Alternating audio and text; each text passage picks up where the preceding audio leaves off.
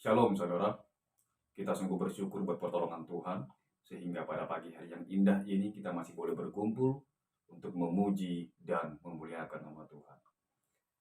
Kita juga akan mendengar firman Tuhan, tetapi sebelumnya kita akan berdoa. Mari kita berdoa. Allah Bapa dalam kerajaan sorga, kami sungguh bersyukur atas penyertaan-Mu dalam kehidupan kami Tuhan. Kasih-Mu yang begitu besar telah memberkati dan menolong kami. Hingga saat ini kami boleh ada dan kesempatan yang indah Tuhan berikan bagi kami untuk berhimpun, berkumpul, memuji nama-Mu. Terimalah pujian kami ya Tuhan. Dan pada saat ini kami hendak mendengar firman-Mu.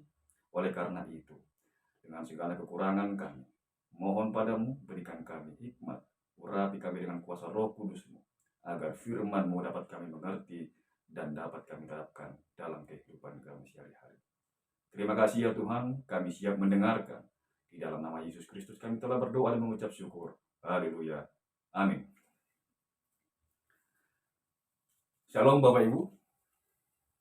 Tentu kita semua pernah mengalami yang namanya masalah, pencobaan, dan berbagai penderitaan.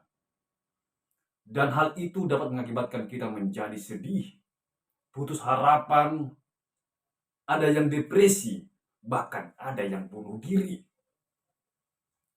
Tetapi kali ini, kita tidak akan membicarakan tentang depresi dan bunuh diri dari akibat kita memiliki penderitaan.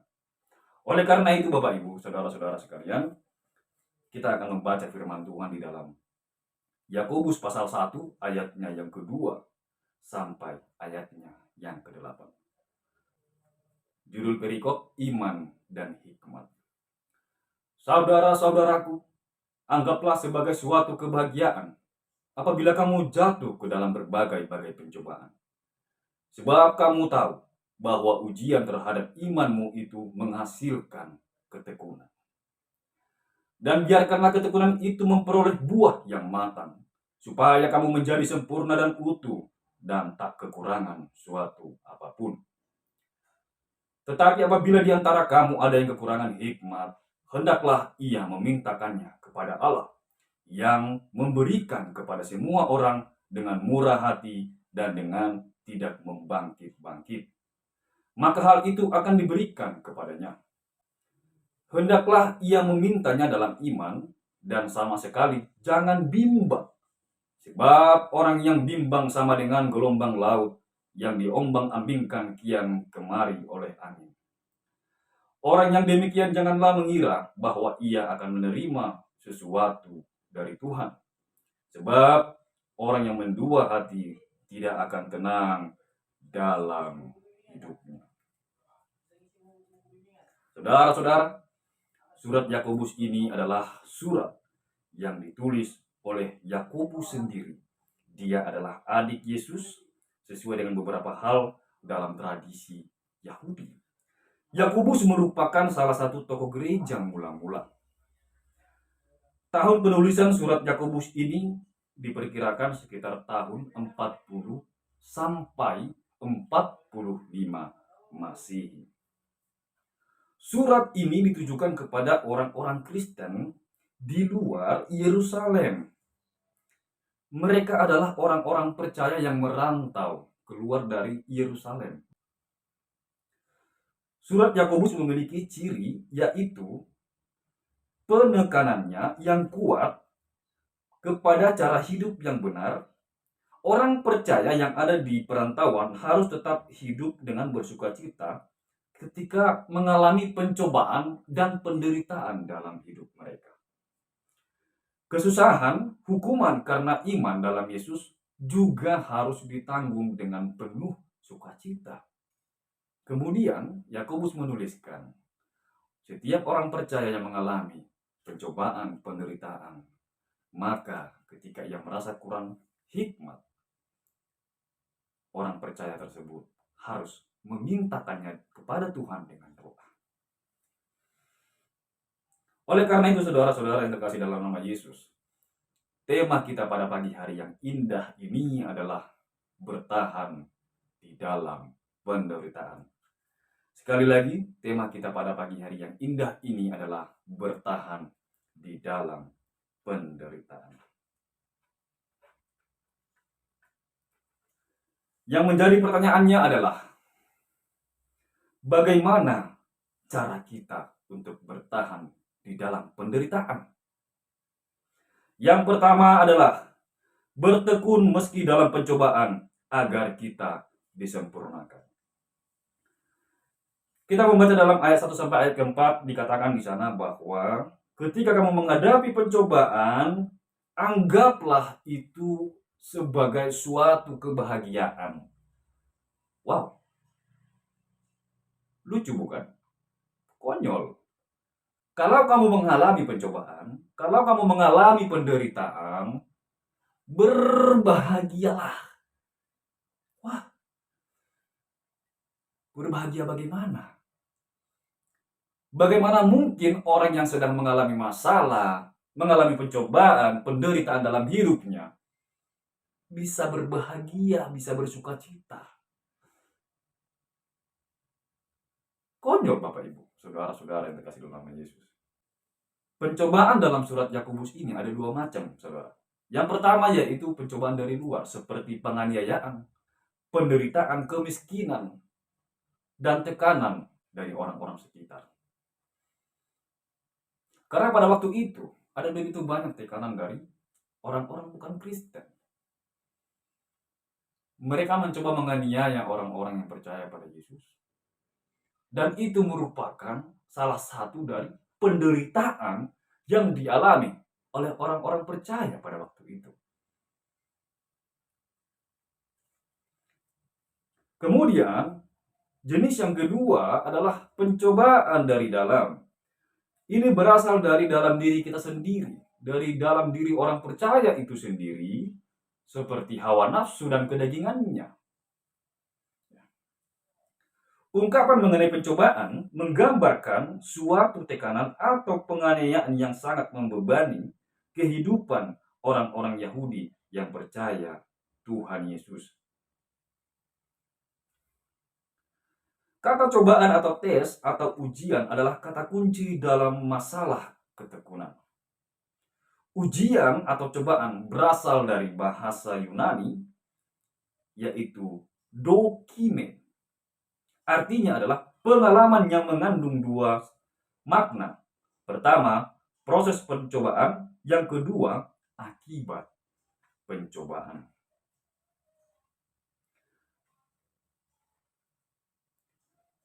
Ketekunan sendiri diterjemahkan sebagai patience oleh King James Version atau endurance oleh New American Standard dan fortitude oleh New English Bible atau patience oleh Jerusalem Bible.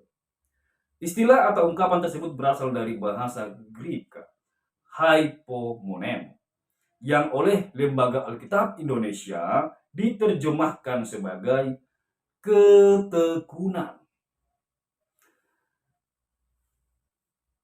Kunci pemahaman untuk mengerti makna ungkapan tersebut terletak pada kata sebelumnya, yaitu katergazetai, present indikatif dari kata katergazomai, yang berarti untuk memperoleh atau untuk melahirkan.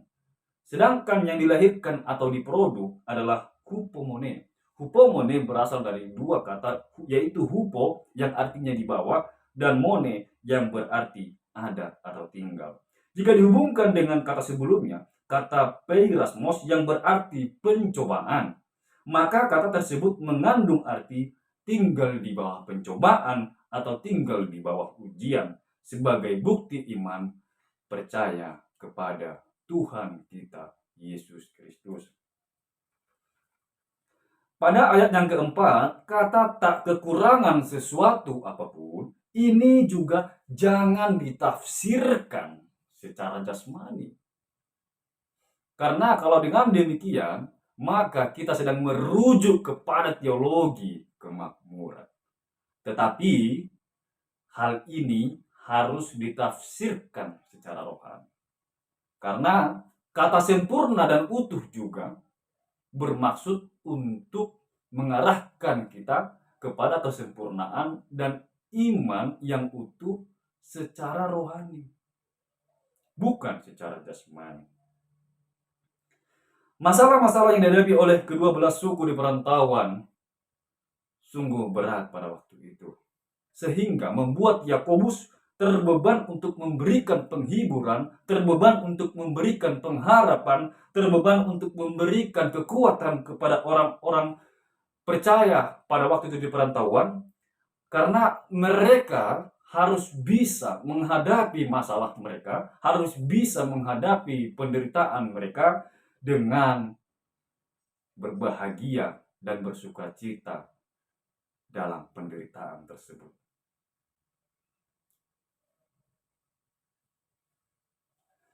Masalah-masalah yang dihadapi oleh kedua belah suku di perantauan pada waktu itu tidaklah mudah, melainkan masalah-masalah yang berat. Itulah kenapa Yakobus terbeban untuk memberikan penghiburan, untuk memberikan sukacita, untuk memberikan dorongan, untuk memberikan pengharapan kepada orang percaya di perantauan, sehingga mereka mampu ketika mereka hidup dalam pencobaan, masalah, dan penderitaan itu sendiri. Pencobaan-pencobaan tersebut adalah pencobaan-pencobaan terhadap ujian iman mereka, karena melalui ujian-ujian tersebut orang percaya akan menjadi terlatih, akan menjadi terbiasa, dan akan menjadi kokoh imannya. Tahapan-tahapan dalam ujian tersebut adalah suatu proses dalam kesempurnaan iman. Sedangkan kesempurnaan iman adalah buah dari ketekunan. Ya. Artinya, ketekunan adalah modal dasar untuk mencapai kedewasaan iman. Atau dengan perkataan lain, ketekunan adalah salah satu tanda dari kedewasaan iman, atau dengan perkataan lain, ketekunan adalah salah satu tanda kedewasaan yang dimiliki oleh setiap orang percaya. Yakobus mengajarkan kepada orang-orang percaya yang ada di perantauan untuk berbahagia dalam penderitaan.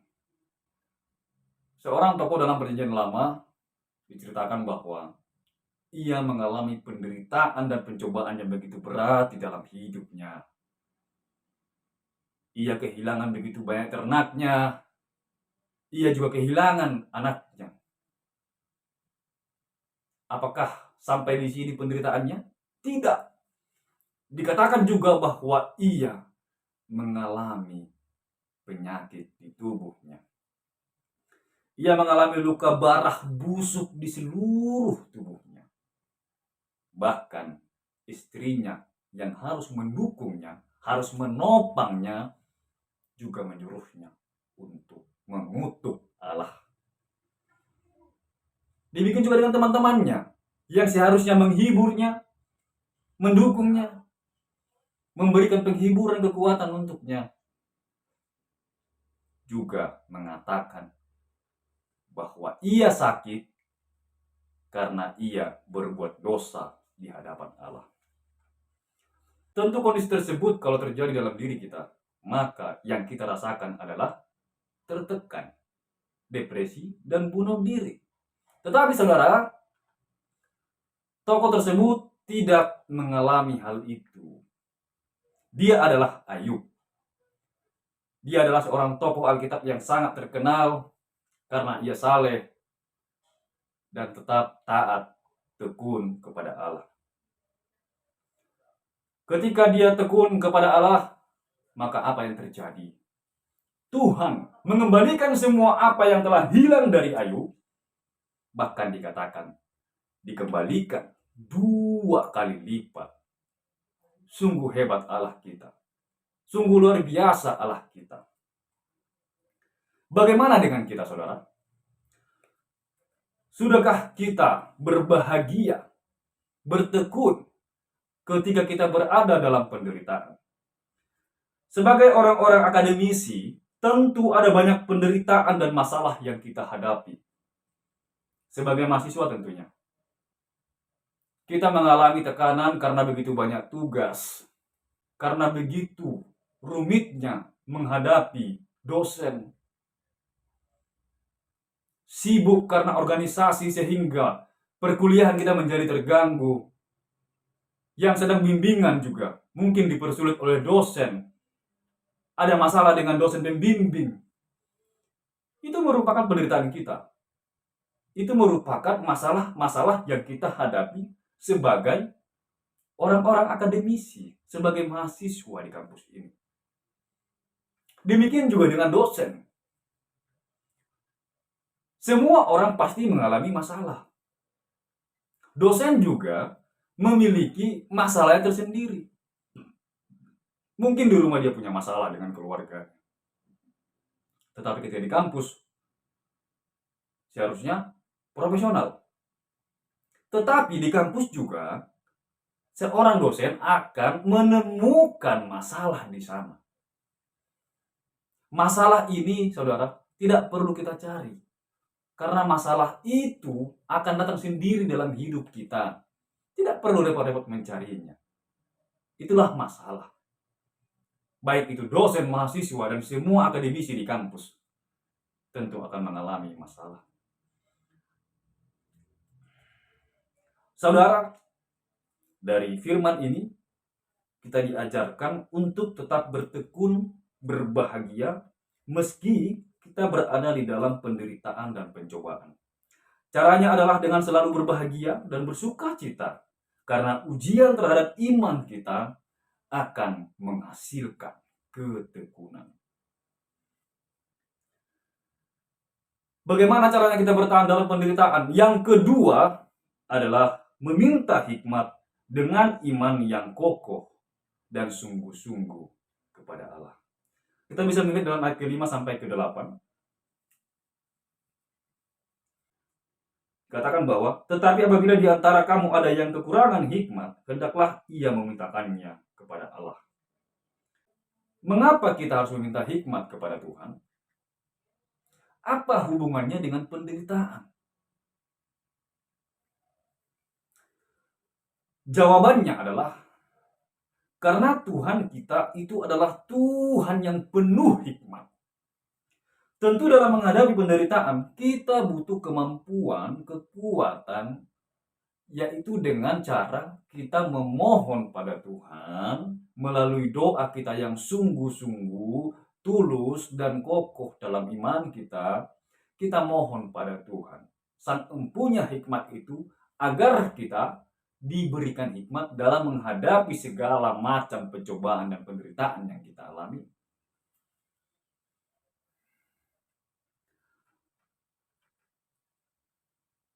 Salomo sangat terkenal sebagai orang yang berhikmat. Pada waktu Tuhan memberikannya pilihan apa yang hendak dia minta, saudara tahu apa yang terjadi? Salomo tidak meminta kekayaan, Salomo tidak meminta mobil, mungkin kalau ada pada waktu itu. Salomo tidak meminta emas, Salomo tidak meminta jubah yang indah. Tetapi Salomo meminta hikmat pada Tuhan agar ia bisa memimpin bangsa Israel. Kalau itu terjadi pada saya, kalau Tuhan berikan pilihan, Medi, kamu minta apa dari Tuhan, dari saya? Maka saya akan mengatakan pada Tuhan, Tuhan, aku minta uang. Tuhan, aku minta mobil. Tuhan, aku minta rumah. Tuhan, aku minta harta yang banyak. Atau mungkin ada yang meminta istri yang banyak. Tidak begitu. Luar biasanya Salomo tidak meminta kekayaan dan lain sebagainya. Justru ia meminta hikmat pada Tuhan. Hal itu tertulis dalam 2 Tawarik 1 ayat 10. Dikatakan bahwa Salomo justru meminta hikmat dan pengertian. Sudahkah kita meminta hikmat kepada Allah ketika berada dalam penderitaan dan pencobaan? Sudahkah kita meminta hikmat kepada Tuhan agar kita dikuatkan untuk menghadapi masalah-masalah tersebut? Sudahkah kita minta hikmat dengan Tuhan melalui iman kita yang kokoh dan sungguh-sungguh? Saudara-saudara yang terkasih dalam nama Yesus, tentu kita tidak akan pernah terlepas dari yang namanya penderitaan dan masalah. Karena masalah akan datang sendiri menghampiri kita. Tetapi untuk kita menjadi kuat dan mampu dalam menghadapi masalah serta pencobaan serta penderitaan dalam hidup kita, maka kalau kita merasa kekurangan hikmat, kurang mampu, kita harus berdoa dengan sungguh-sungguh, berdoa dengan iman yang tulus dan kokoh kepada Tuhan, agar Tuhan memberikan kita hikmat. Sebagai orang percaya, untuk bertahan dalam penderitaan dan pencobaan, maka dua hal yang harus kita lakukan. Yang pertama yaitu bertekun meski dalam pencobaan agar kita disempurnakan. Yang kedua, meminta hikmat dengan iman yang kokoh kepada Allah. Karena hanya dengan demikian kita akan menjadi pribadi yang dapat melewati setiap masalah, pencobaan, dan penderitaan yang terjadi dalam kehidupan kita. Demikian firman Tuhan, kita berdoa. Kami sungguh bersyukur kepadamu ya Tuhan, atas firman-Mu yang telah kami dengarkan pada pagi hari yang indah. Engkau telah membuka mata hati kami. Engkau telah membuka mata rohani kami ya Tuhan. Firman-Mu mengajarkan kami agar kami selalu bertekun di dalam penderitaan, berbahagia di dalam penderitaan, bersukacita di dalam penderitaan. Firman-Mu juga mengajarkan kami agar kami meminta hikmat dari-Mu. Oleh karena itu ya Tuhan, berikanlah kami hikmat itu, agar kami menjadi orang-orang percaya yang sanggup bertahan di dalam pencobaan, di dalam masalah, di dalam penderitaan. Terima kasih ya Tuhan. Tanamkan firman-Mu dalam hati kami, agar kami mampu mengaplikasikannya, agar kami mampu menghidupkannya dalam kehidupan kami sehari-hari. Terima kasih Tuhan. Inilah doa dan permohonan kami. Di dalam nama Yesus Kristus kami telah berdoa dan mengucap syukur. Amin.